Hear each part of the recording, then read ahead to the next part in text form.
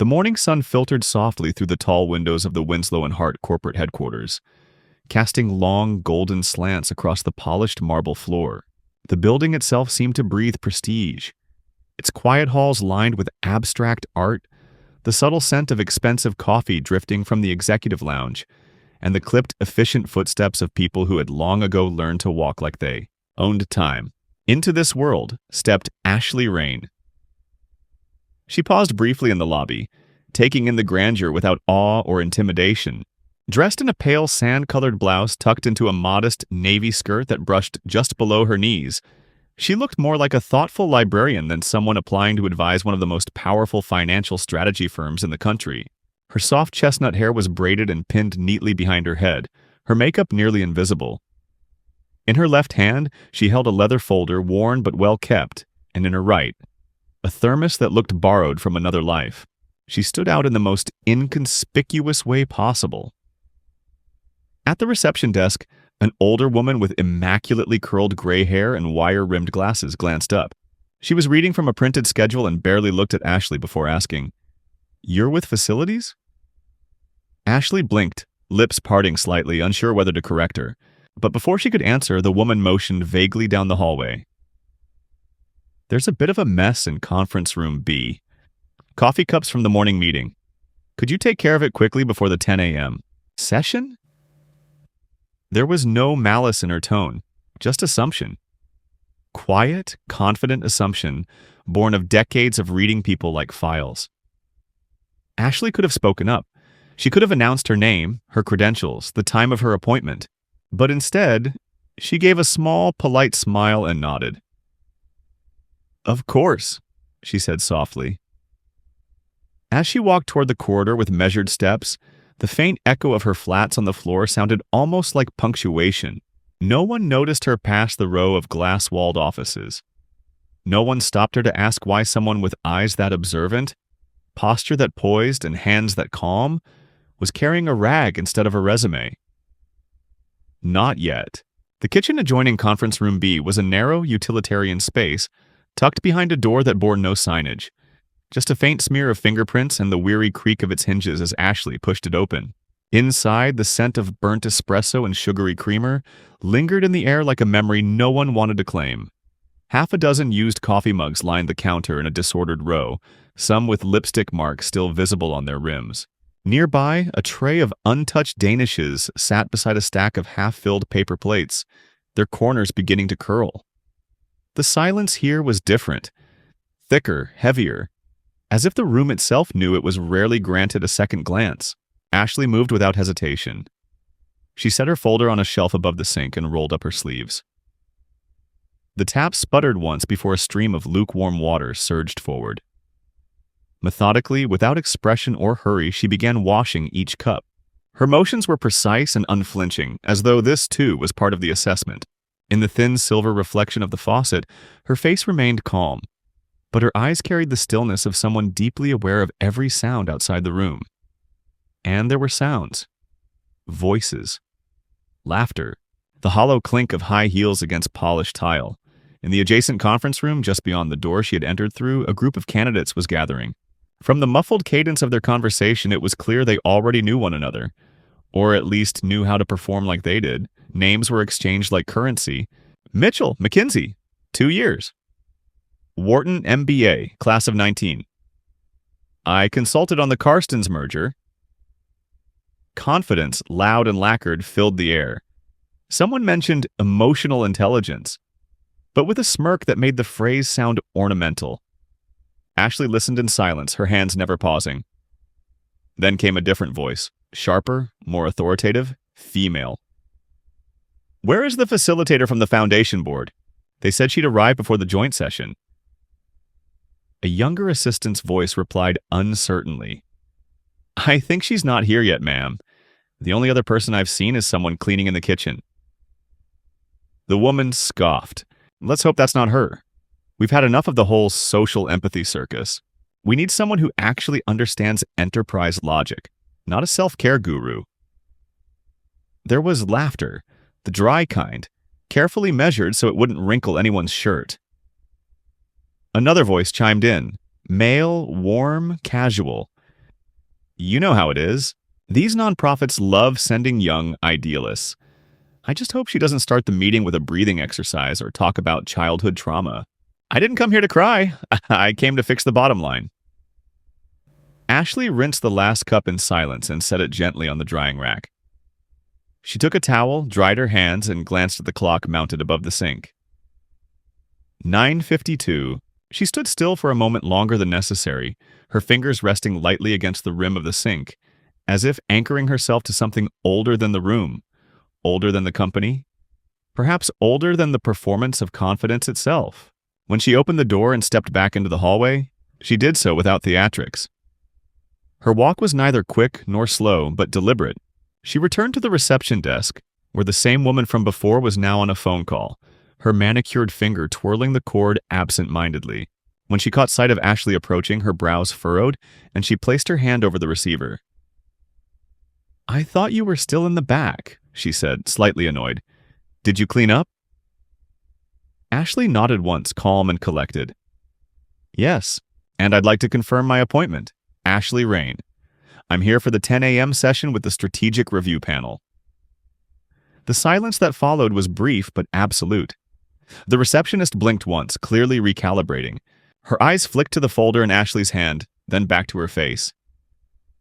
She didn't speak for a moment, her mind visibly reorganizing the assumptions that had arranged themselves so comfortably earlier. Then, as if realizing something too late, she reached for the printed schedule again, this time more carefully. "Oh," she said quietly. "You're from the board liaison program." Ashley offered a polite smile. "That's right." I see," the woman stammered, suddenly conscious of the hushed hallway around them. "Would you like me to escort you to the meeting room?" "No need," Ashley replied, her voice light but steady.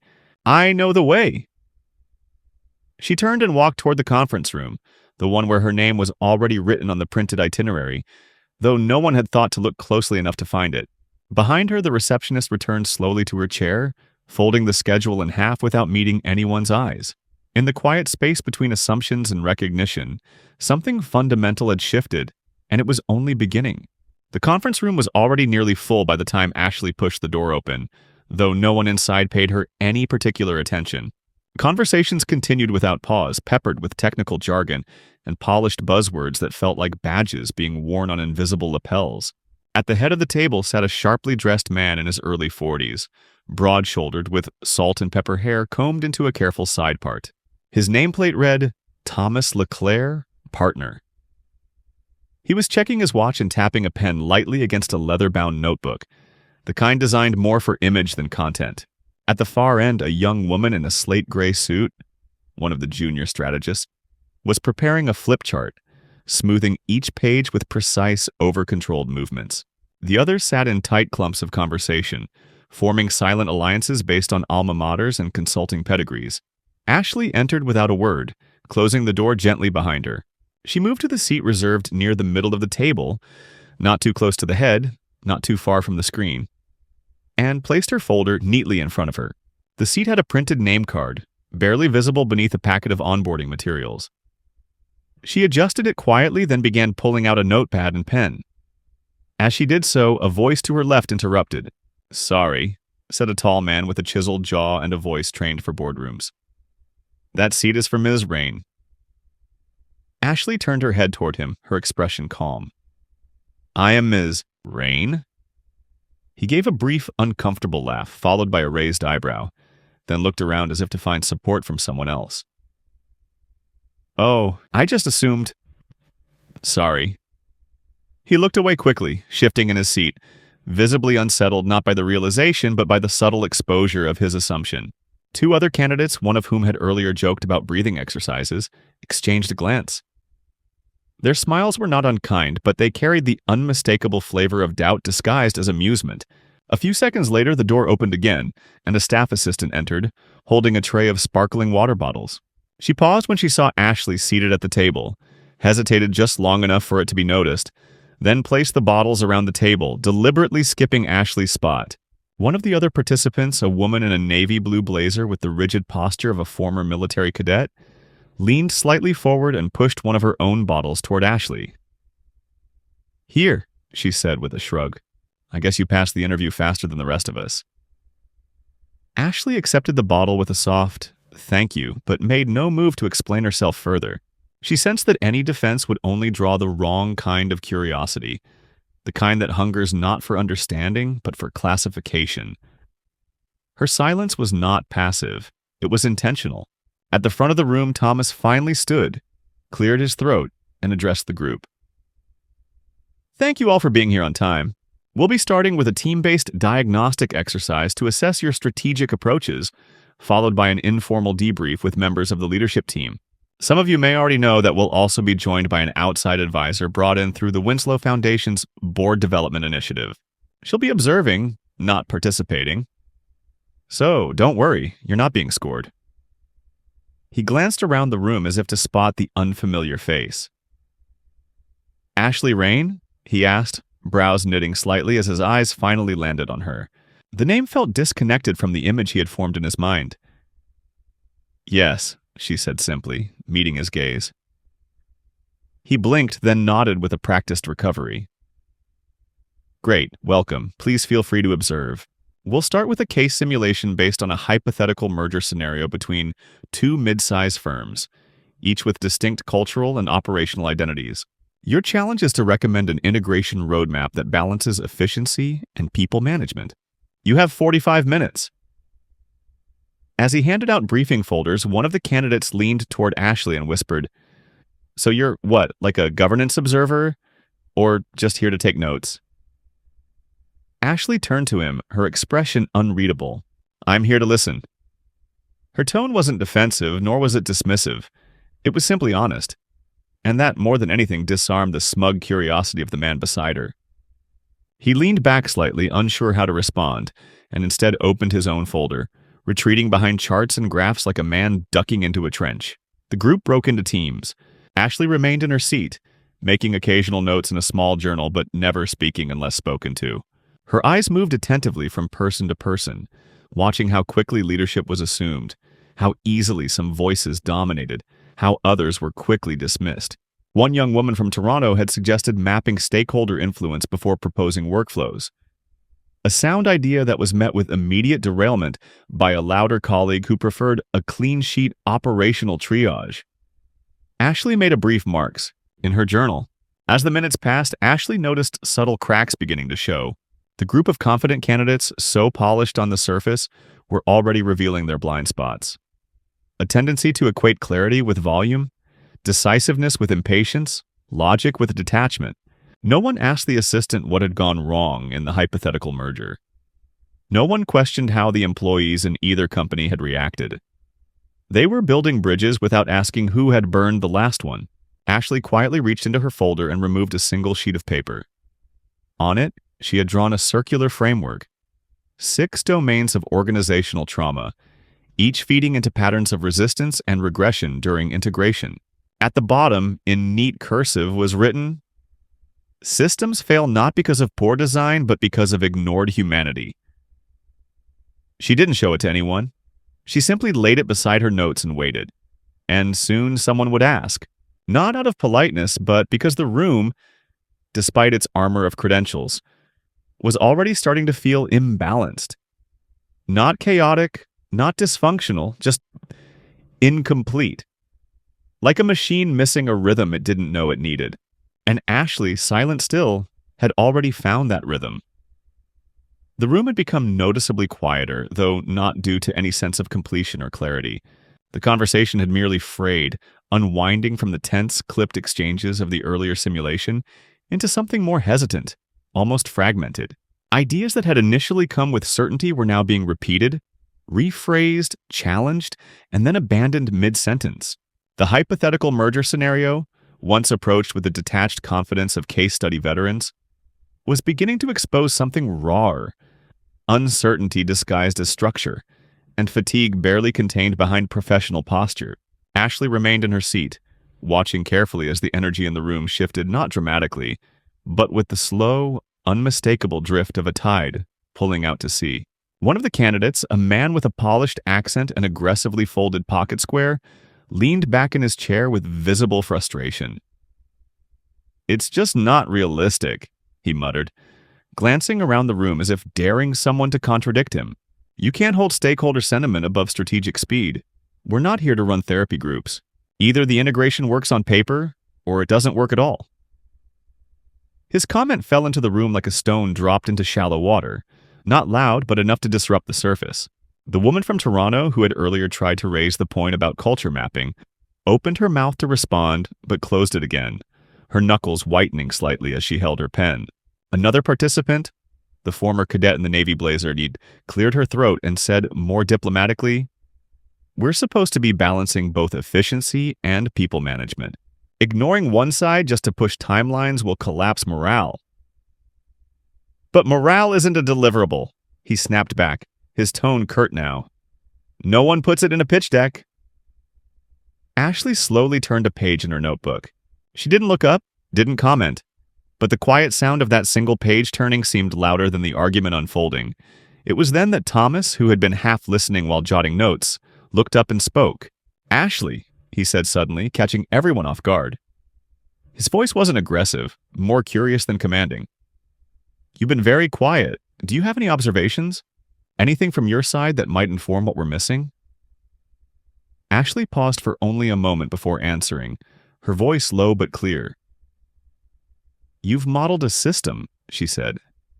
"Efficient, logical, familiar, but like most systems, it assumes compliance without engagement.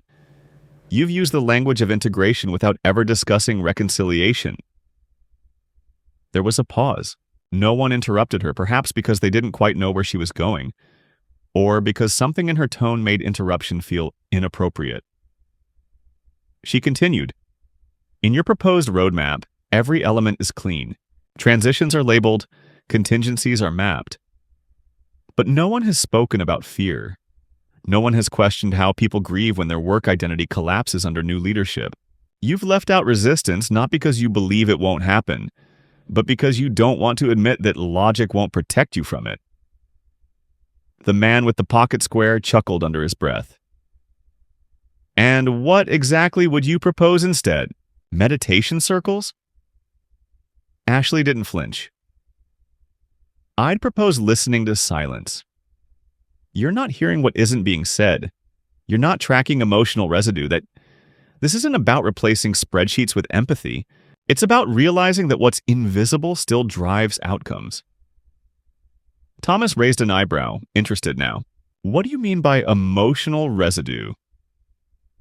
Ashley turned to the sheet she had laid out earlier, the circular framework with 6 domains of organizational trauma.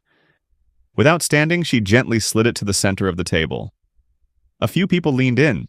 Others resisted the instinct to dismiss what appeared hand-drawn. She pointed to one part of the circle labeled Inherited Fear Response. In every merger, people don't just lose routines, they lose narratives. They become reactive, defensive, sometimes passive-aggressive. And when you respond with structure instead of sense-making, they dig in deeper. You call it inefficiency. I call it unprocessed transition. The room had gone still. Even those who had scoffed earlier were listening now, not necessarily in agreement, but in something adjacent to respect. Or perhaps discomfort. It was difficult to tell where one ended and the other began. Then Thomas spoke again, quieter this time.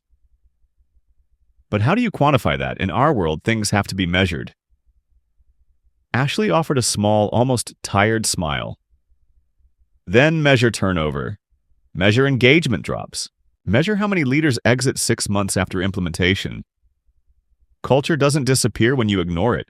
It retaliates. You can't manage what you pretend doesn't exist." A long silence followed, this one different from the previous ones. Not awkward, but full, like air after thunder. Some participants looked down at their notes, others at Ashley.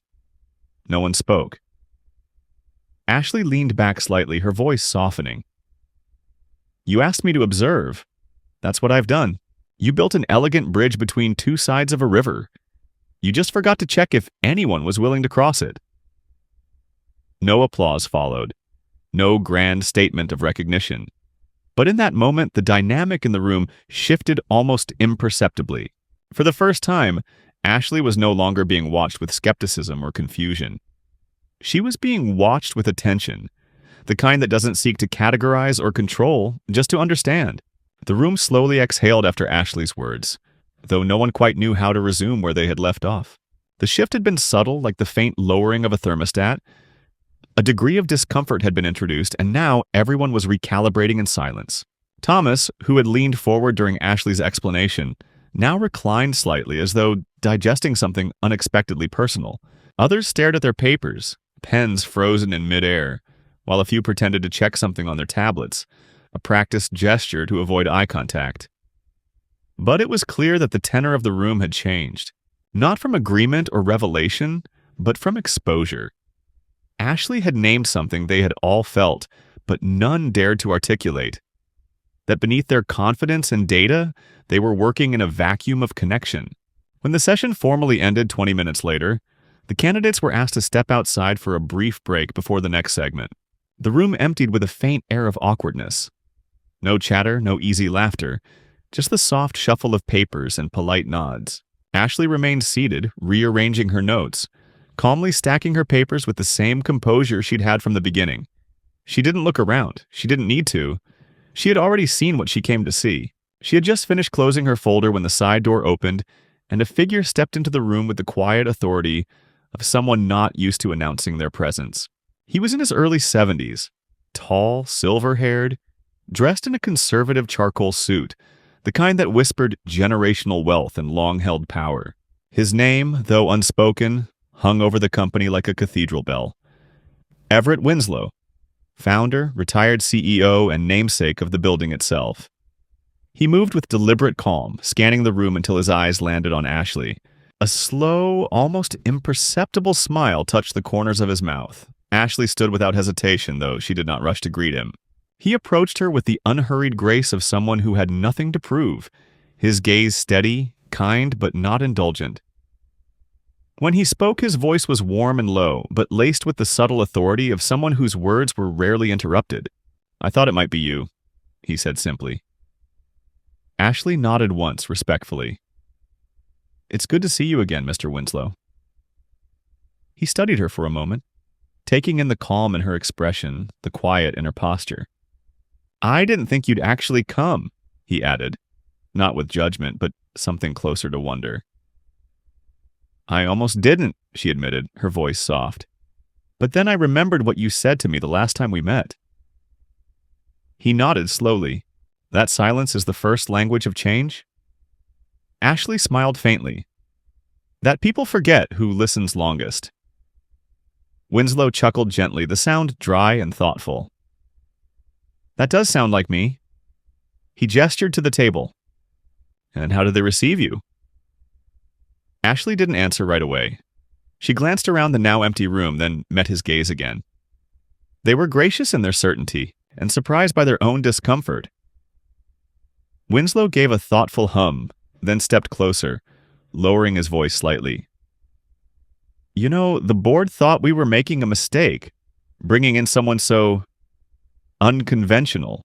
No social profile, no university tags, no interviews, just a handwritten letter and a 6-page framework that scared half the analytics team."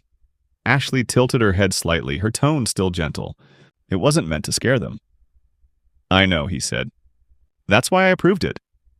Just then, Thomas returned to the room, followed closely by the firm's current CEO, Madeline Royce. A poised woman in her 50s with silver-threaded hair swept into a precise chignon and eyes that missed nothing. She paused at the doorway when she saw Winslow and Ashley speaking, and though her expression remained neutral, the tightness in her jaw betrayed something less calm. "Mr. Winslow," she said, "we weren't expecting you today." Winslow turned to her with a smile that held the confidence of ownership, not tenure. "I needed to see something for myself." Thomas, standing slightly behind her, nodded politely toward Ashley but said nothing. His earlier curiosity had been replaced by a more guarded posture, like someone unsure whether he had been outmaneuvered or invited into something larger than he could see. Madeline's gaze settled on Ashley. "We'd like to debrief with you privately, Ms. Rain, before we proceed with board feedback." Ashley returned her look without defensiveness. Of course. They moved to an adjoining glass-walled room. The walls were soundproof, but the visuals of their meeting were in plain view. A deliberate corporate architecture choice meant to signal transparency, though in moments like this it felt more like theater. Inside, the mood was cool. Madeline stood, hands lightly clasped, while Thomas sat beside her, flipping through Ashley's notes with thinly veiled interest. "We've reviewed your frameworks," Madeline began, her voice even. "They're innovative and unorthodox. They deviate from our standard models." Ashley responded calmly. "Your standard models yield high performance and high turnover.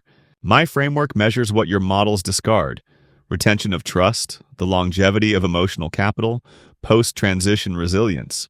Madeline's brow arched ever so slightly. "You believe that's quantifiable?" "I believe it's inevitable," Ashley replied.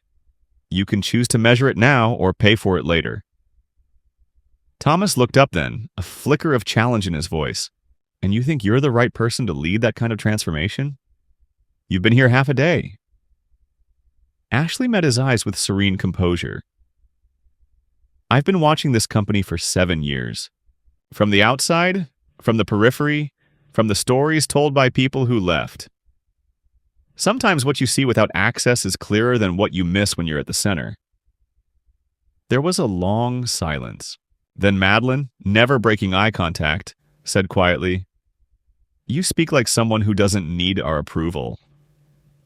Ashley nodded once. "I don't. I'm not here for a title. I'm here because your people are tired of translating pain into performance. And someone needs to name that before it becomes permanent." Neither Madeline nor Thomas responded immediately, but the shift in the air was unmistakable. They weren't challenging her anymore. They were calculating, not how to dismiss her, but how to integrate her. Not as a novelty, but as necessity. And outside the glass wall, Everett Winslow stood watching them, hands folded lightly behind his back, the faintest look of satisfaction playing on his face. The meeting resumed not with fanfare, but with an oddly weighted calm, as though the people who returned to their seats had aged an hour in the span of 15 minutes. The candidates were no longer jostling in subtle ways for verbal dominance. Their posture had shifted from competitive to uncertain, their notes no longer weapons but shields. The atmosphere was neither hostile nor welcoming. It had become reflective, brittle with the realization that something irreversible had taken place. Ashley entered last quietly, without dramatic effect, and took her seat at the same place she had occupied earlier, though the room itself now seemed to regard her differently. Some eyes followed her with curiosity, others with a sense of something closer to reverence, but no one interrupted her presence. No one questioned it.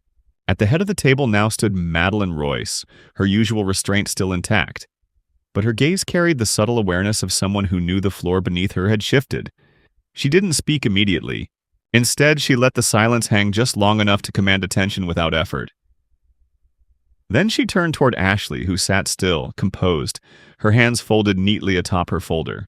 "I believe it's time we clarify something," Madeline began, her voice even but more weighted than before. "There's been some confusion regarding Ms. Rain's role in today's proceedings." Ashley's name landed with a quiet finality, and several heads turned, some remembering their earlier remarks with private embarrassment. Madeline continued, "Ms. Rain was not invited here to observe as an outsider, nor was she brought in as part of a routine talent evaluation." A murmur passed through the room, faint and cautious. "She has been commissioned by direct authorization of Mr. Winslow himself to lead the firm's new internal integration strategy, a strategy which, I'll remind you, was designed in response to rising exit rates among senior talent and declining morale across 3 divisions. The board has reviewed her framework and, as of this morning, voted unanimously in favor of its implementation."